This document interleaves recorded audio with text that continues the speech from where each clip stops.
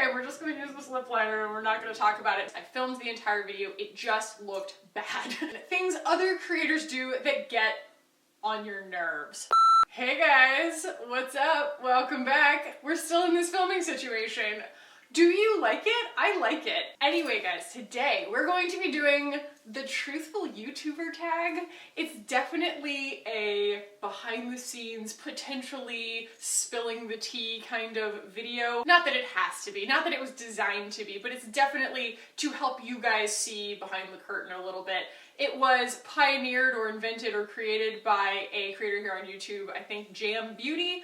I originally saw it on Leanne's channel. Leanne apparently has a completely different recommended page than I do, because the stuff that she's like, this is trending, that's why I'm doing it, I'm like, I've never heard of this before. Like, I always hear about it for the first time on Leanne's channel, and then I look it up and like, yes, plenty of other people are doing these things, but like when she tried on all of her clothes, she's like, I've watched a bunch of videos like this. I was like, I've never heard of this. So I did. I definitely got this idea from Leanne, and you know, that's the point of a tag, right? Is to copy it. So she put the questions underneath her video, and I'm going to answer them now. The idea being that these are questions that maybe have been burning in the back of viewers' minds for any of the creators that they watch, and hopefully this helps shed some light on their process. And I also wanted to do this too, especially if you do also watch Leanne or any of the other big creators, because my answers are probably going to be so much different than people with a very, very mature channel. So if you are new here and you like clean beauty and you like small channels, then go ahead and subscribe while you're here if you want. If you aren't new here, welcome back. Hello. Happy whatever day it is. I'm on my honeymoon right now. So without further ado, guys, let's go ahead and jump in.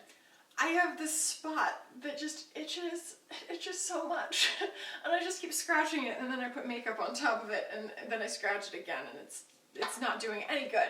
So, number one, have you ever received a product, tried it, didn't like it, and then decided not to review it? So, I think that this means essentially you'd already agreed with the brand that you were going to probably do some kind of post or some kind of video about the product. And yes, this has happened to me. First of all, when you're first starting out on YouTube, people send you all kinds of weird stuff. I mean, there's something about being a small YouTuber where we just get this particular specific grouping of products that are just, you know, they're just kind of off the beaten path. I've gotten some very strange hair removers in the mail and things like that that I chose not to feature. But in terms of actually speaking to the brand, agreeing to do something, and then having to actually say no, yes, there have been a couple of those for me that you guys just never saw. One of them was with a company called Persona Cosmetics. And yes, I'm naming names, but it's because they make beautiful products that a lot of people really like. A lot of my viewers have requested that I try their products, and they've said that they love some of their palettes, and I've never reviewed them on my channel. I've used them, I think, in one video. And that is because when I got the stuff in the mail, I was basically going to make a video for their channel, for their YouTube channel, and it was just supposed to be using this really beautiful like color theory set that they sell that was in all these coppers and everything, and I just could not get the eyeshadow to perform. It has that very blend forever kind of formula to it that I don't really like, and that is a preference. A lot of people really love that infinite blendability. That said, when I was using the Persona Cosmetics, I filmed the entire video, it just looked bad. And I just had to write to them, I was like, I'm really sorry, this is just not a formula that agrees with me, and I just don't. I really appreciate you guys sending it to me, but if I make this video, that's gonna be really dishonest for me. I just don't like the way that it's working. And they were totally sweet about it. They were like, yeah, you know, we have no problems ever with people saying that about our products, but you know, if you feel that way, then that's your prerogative, you know, thanks, have a great day. The other one really sucked because it's one of my favorite brands to work with, and it was PYT Beauty, but they wanted me to do a takeover for their Instagram stories. You guys, I like don't know how to create on other formats. When I set my phone up and tried to film an Instagram story takeover, get ready with me, it was a disaster. I just like couldn't, and I was trying to get ready for my wedding, and so I was already a disaster. It was just really bad timing, and I reached out to their rep and I was like, I am so sorry, this is just not gonna happen right now. And she's like, that is totally fine. And then I ended up just kind of on my own, like they didn't pay me to do it or ask me to do it or anything. I did that one video on my channel that was dedicated entirely to PYT and did a full face of PYT, what's worth it, what's not, everything that they had come out with since the very beginning of their brand, and they've always always been so incredibly kind to me, but I got so overwhelmed by my wedding and by everything else that I was committed to, and putting something on a completely different format just put me over the top, and they were so sweet and understanding about it. Number 2, product you use alone but don't show or use online. There are definitely products that have been like that in the past, and I will say that, like, as my channel has gone to Clean Routine 2019, there are definitely dirty products that I still use that we talk about all the time that I just haven't found the right new replacement for them yet. One of them obviously being my Too Faced Pink Leopard. You know, if I do a powder look and I do the rest of my face off camera, if I'm doing a foundation wear test or something like that, I don't go, and I used these. Like, I don't call attention to it, but if you watch enough of my videos, you know that there are things that I haven't managed to work out of my routine yet. Also, there are things that I'm not allowed to disclose. Like, I get trial products sometimes that haven't come out yet and I'm not allowed to talk about those. And then also, for a really long time, I had a lip liner that it was a L'Oreal lip liner, and you guys saw it like every single time I would use it while I was still cruelty free. It was still the best color of all time. It is the Toffee to Be. It still has such a special place in my heart, but I would always be like, okay, we're just gonna use this lip liner and we're not gonna talk about it. But I would say that on my channel because I just never found a dupe for it. And so, yes, there have definitely been products like that, and there are other dirty products that are in my routine that I don't even, you know, that aren't on my on-camera routine, like my hair routine. I still haven't managed to bring my complete hair routine up, and that is because just like anybody, like a makeup artist who learned on Mac, they're not gonna then go, well, now I'm cruelty free and I'm gonna abandon everything that I learned on. Like, that's where they store all their fundamentals, is because they were like a Mac makeup artist or something like that. They're not just gonna then, you know, sit on their morals and be like, I don't wanna use this anymore. That's how I feel about Redken. Redken's not clean, Redken's not cruelty free, but I still use their color. Well, I haven't had my hair colored in a long time, but I still use some of their hair products and I still really count on them. I really like them, and that's just something that's like a different compartment in my brain for some reason. Number 3, product you want but won't buy because you don't support the brand. I mean, where do I begin? Because we are cruelty free here, and because I try and do the clean beauty thing here, there are definitely brands that just, it's not that I have anything against the actual brand, they just don't align with my own personal ethics, and so that's why I won't buy them. And then of course there's Kat Von D. No one wants to give their money to Kat Von D anymore, so. Number 4, do you have any blocked words? I didn't know this existed. It's incredible. I saw this on Leah's channel. I was like, what's a blocked word? No idea. Still haven't gone into the back end of my channel and seen that this was possible.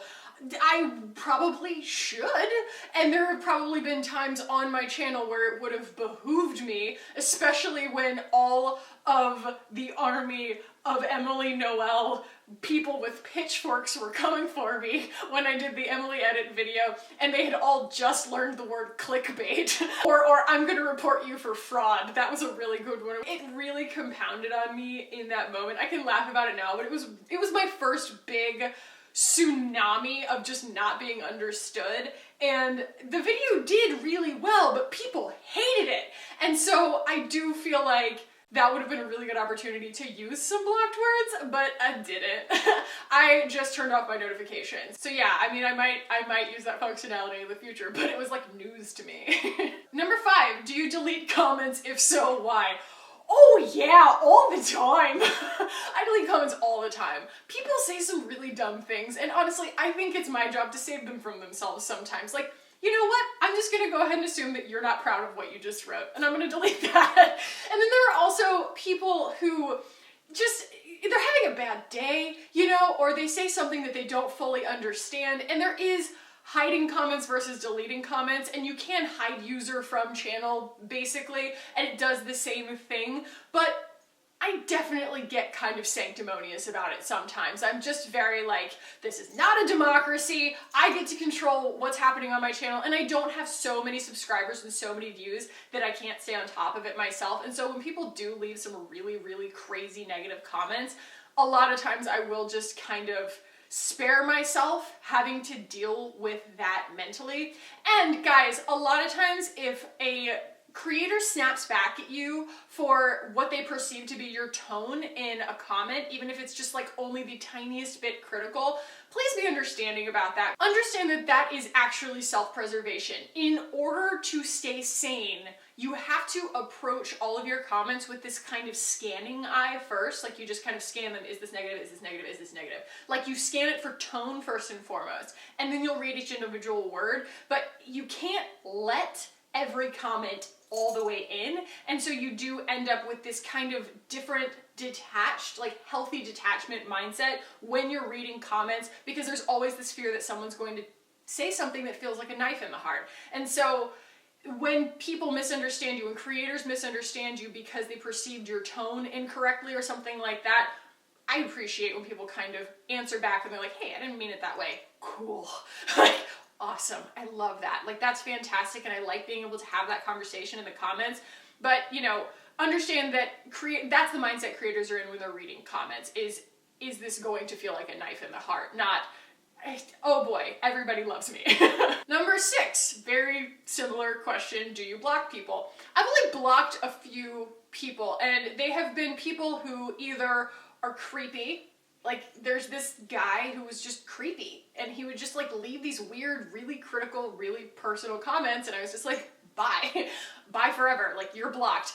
Then there are also people who go on crusades against brands, and that really doesn't have anything to do with me, but in the case of Julie Box, for example, there was this weird thing where like a few different people decided that there was a conspiracy and the influencers were getting better quality jewelry than the consumers, which there's no reason that a brand should do that. That's like not a successful way to run a business. And I don't think that anybody starting their own business on their own buck would ever be like, and I'm going to set out to screw everyone. Like, that was not their intention. Katie's like the nicest person in the world. When these women came to my channel and just started, first of all, it was this, especially this one woman just left tons of comments, these like long, that were obviously copied and pasted on every single influencer's channel who had done anything about Julie Box.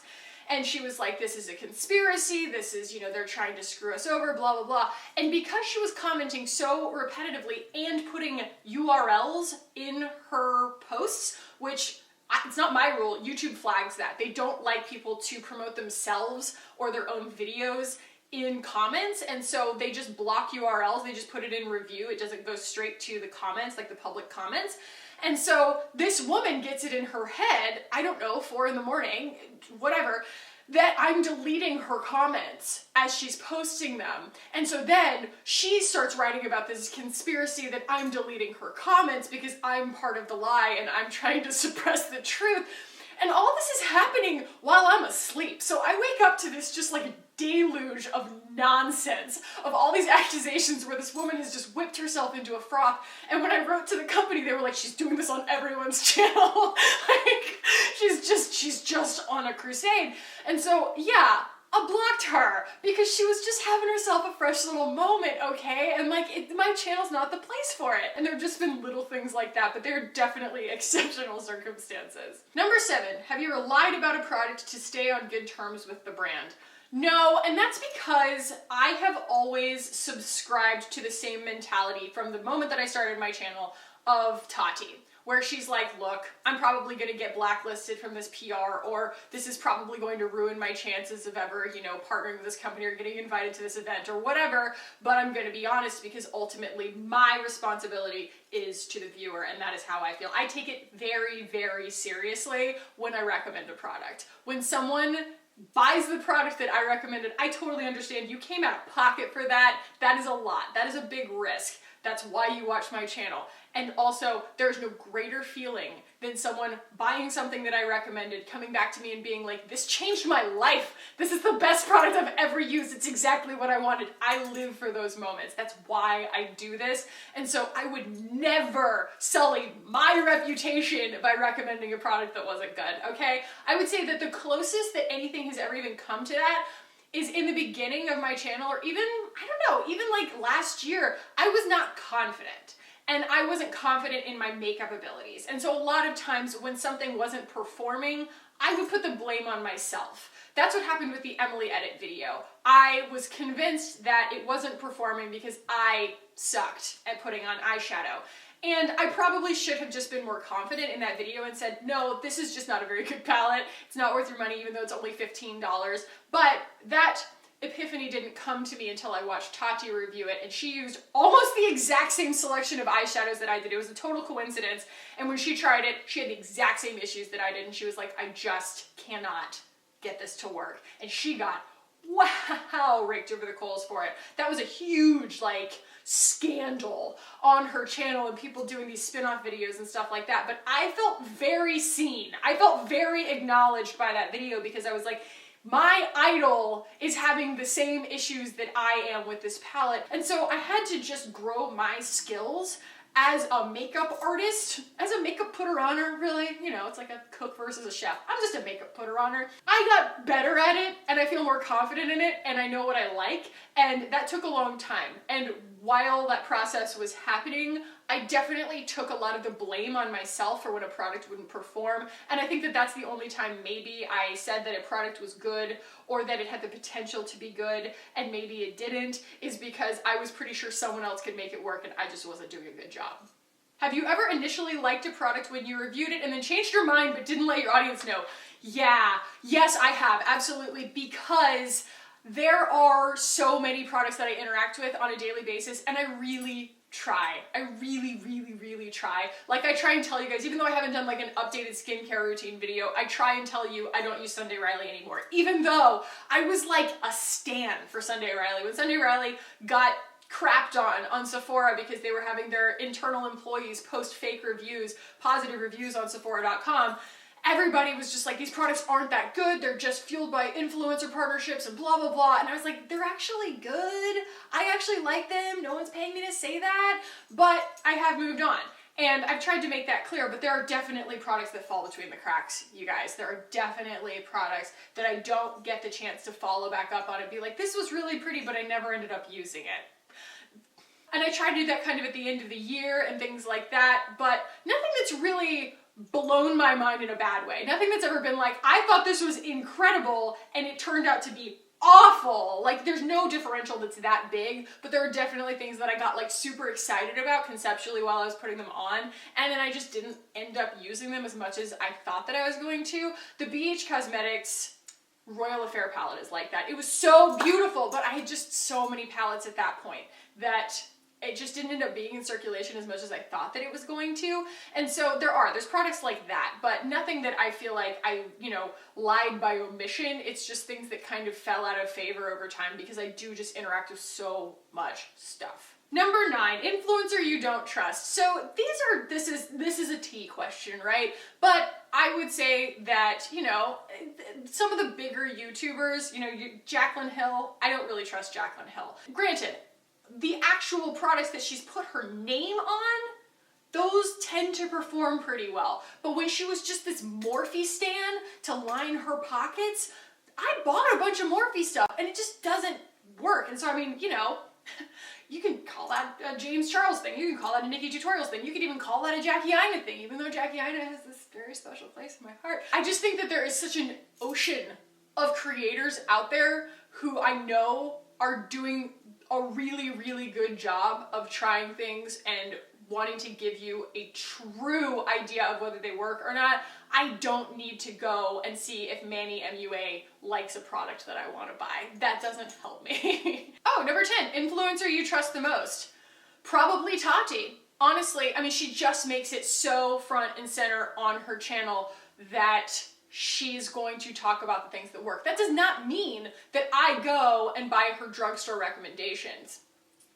I don't like glitters as much as she does. I don't get excited about liquid shimmer the way that she does. I don't really wear the same kind of makeup that she does, but when we do try the same products, she and I tend to align. We have similar expectations and similar kind of like standards, I feel like, And I know that this is a love letter to Tati. Someone thought I was bagging on her in a previous video, and I was like, you must be new here. I love her. But yeah, I would say that she's probably one of the ones that I trust the most, but not because other people are untrustworthy, just because she has such an exhaustive catalog of videos that I feel like I can find almost anything on her channel. Like, I love creators like Abby Williamson, but she never changes her makeup base. She only uses the same foundations all the time, which is fine. And we actually are on polar opposite ends of the eyeshadow spectrum. Like, she loves Anastasia, she loves Melt Cosmetics. I don't, and I love the Natasha Denona formula. And so,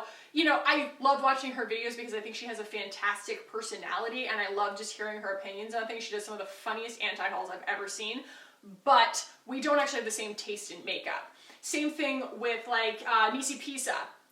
You know, she does these amazing eye looks. She could talk to me all day about all the new makeup that's coming out and stuff like that, but at the end of the day, we don't have very similar aesthetics. I watch her because I think she's a fantastic person.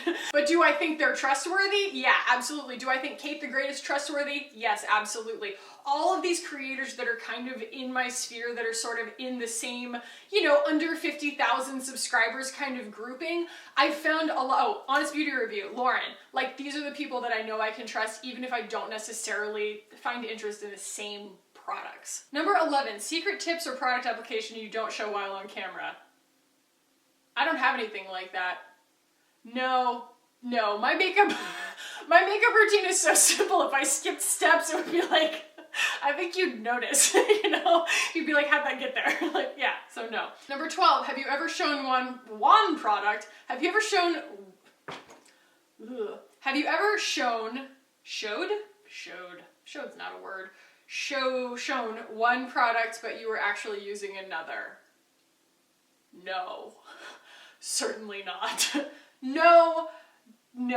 Again, I take my recommendations very seriously, and if I were to do that and then something go haywire with my actual like wear test or something, it would ruin that entire day's investment in the science of a wear test and the purity of keeping everything else the same with the exception of the foundation. So no, and I've had that kind of happen in the past where like I decided to just switch it up to a different finishing spray and it completely ruined a wear test or something like that. So no, I don't try and take chances like that, but I also take very seriously, like I said, the power that a recommendation can have, and that, you know, I don't want someone to go spend their money just because I said something was good when I was using something different. Come on, no. 13, have you ever not disclosed a sponsorship?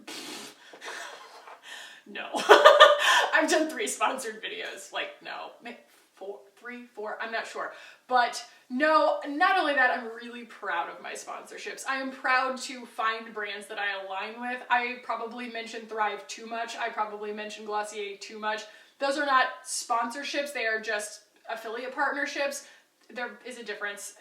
Watch my video about how micro-influencers make money to kind of, you know, parse that out if you're unfamiliar. My point is, I am so proud to be able to partner with these brands that I don't think that I would ever make a video where I was just like, and then this is this, bye, you know. I'm always going to disclose that kind of thing. I'm proud of it. Number 14, have you ever had a bad interaction with a brand? I have to think. I know that there have been things that like didn't go according to plan, but I can't think of like a bad interaction with a brand in particular. Like, there've been, you know, things where we kind of had to part ways or agree to disagree. The only thing that comes close to that is when someone puts me through the ringer, like this gummy vitamin company.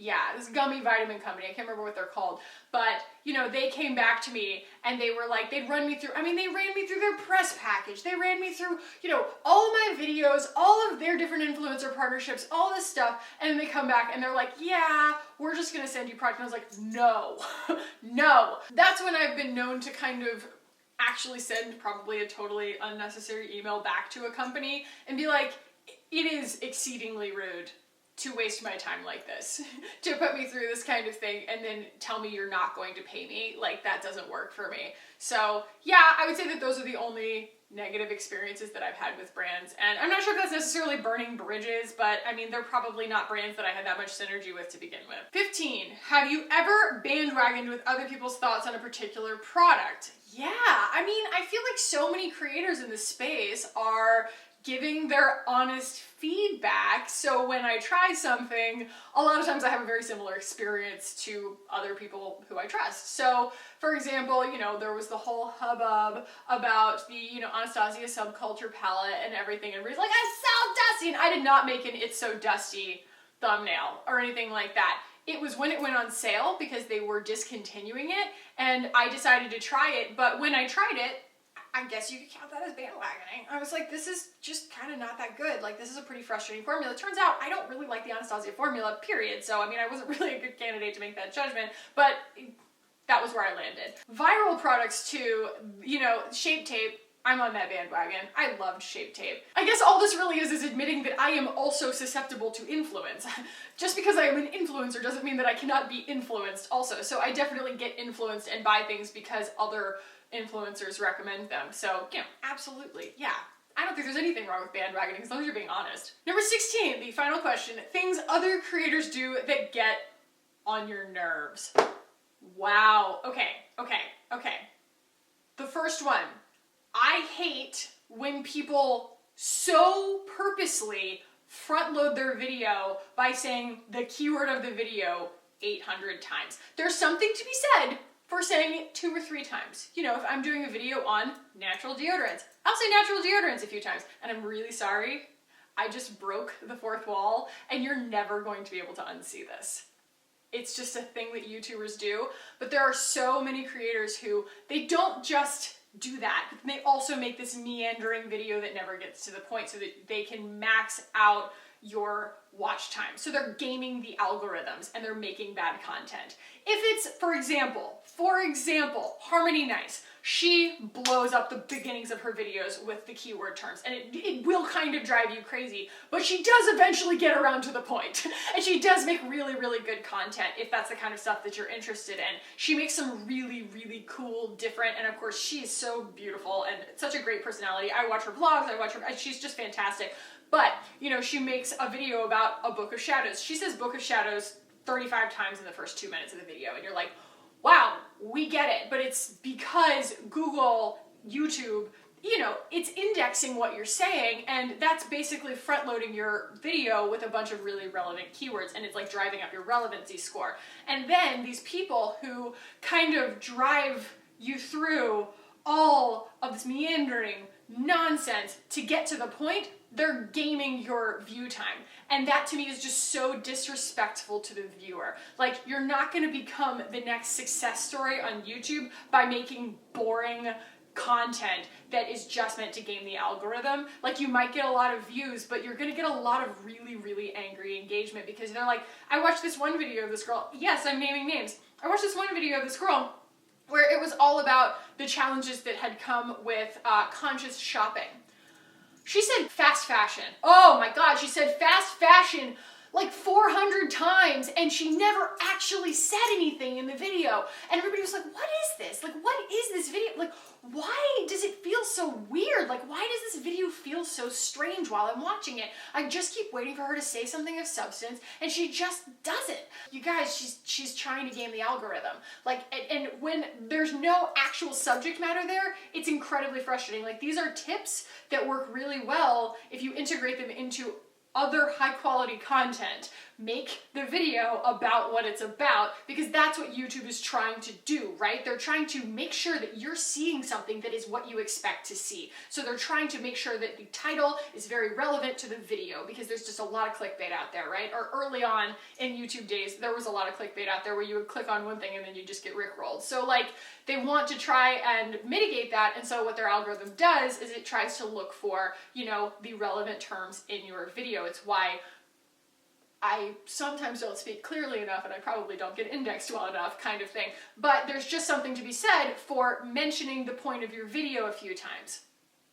Not a million times, and for there to actually be a point to your video. That's probably my only one. Actually, like, I don't have a problem with tea videos. I do kind of dislike that it's really over-influenced the culture on YouTube, and so there actually are a lot of creators who I feel like have gone from being makeup creators to drama creators just for a buck. And I don't hate that, like that's fine, but I kind of feel sorry for them because I do feel like then you're just kind of chasing the money. It's not what you went there for. I don't know what their intentions are, but I've definitely seen a lot of people pivot in that direction. But at the same time, they'll go from getting 100 views on a video to 15,000 views on a video. So I mean, the numbers shake out. I can't argue with the math. And I also really hate that there are entire channels just focused on bagging on other YouTubers. Like that really bothers me. Like I love Zoella, okay? I think she's doing the best that she can. She's pure at heart. Yeah, those are probably the things that sort of drive me crazy from a creator standpoint, is just the constant trend chasing and the constant trying to game the algorithm. I just want to feel like a creator is just trying to make good content for me, and I do know that that actually makes them harder to find. And I wish that YouTube would do something about that. Why is it so hard to find real good content without us having to recommend one another and create? I mean, that's great. I love that we recommend one another, but that's really the only way to find good creators, is to go to good creators and ask them who else they recommend, because Google is only going to recommend the things that are going to make them the most money, not the things that you're going to enjoy the most. So yeah. It's just kind of an icky cycle. But so that we leave on a positive note, I will say that there are really amazing creators, a lot of them that I mentioned in this video, that you should definitely check out. I will link the channels. I will link their channels below, because I do think that we have to get outside of the algorithm influencing our content. Okay? And we can only really do that by just strengthening our recommendations based on who we decide to watch. We vote with our clicks. So guys, I hope that this was fun for you guys today. I haven't done a tag in a while, so this was really fun for me. I just really wanted to do it as soon as I saw Leanne's video. So if you did enjoy this, give it a thumbs up. If you want to keep hanging out with me on this channel, hit the button down below and subscribe. I would love it if you guys did. Thank you so much for watching today, for hanging out with me. I love you so much, and I will see you in the next one. Bye!